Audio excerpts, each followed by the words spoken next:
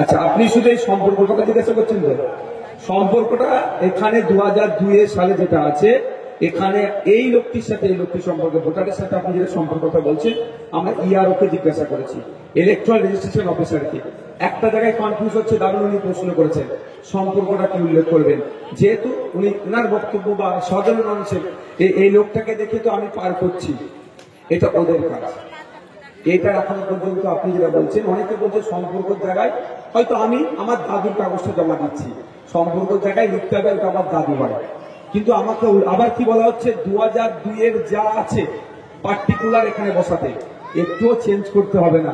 নামের বানান ভুল, তাও এখানে বলছে বানান ভুলটাই আপনি লিখবেন, ঠিক করবেন না। ওখানে 2002 ভোটার লিস্টে দেখুন সম্পর্ক বলে একটা পয়েন্ট দিয়ে আছে।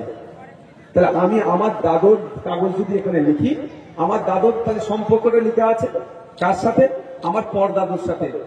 এখানে লেখা আছে পরদাদুর নাম, তাহলে আমি এখানে নিজে থেকে করতে পারবো না। বলো।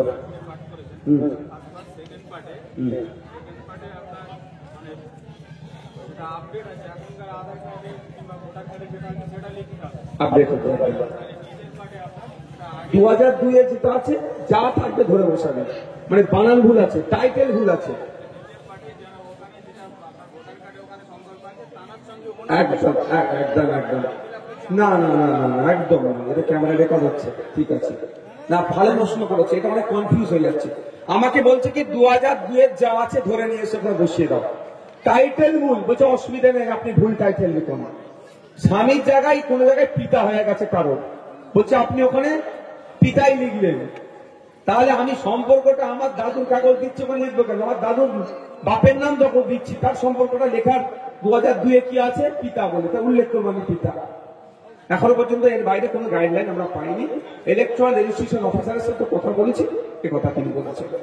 আচ্ছা, আর প্রশ্ন কারো আছে? আমি প্রশ্ন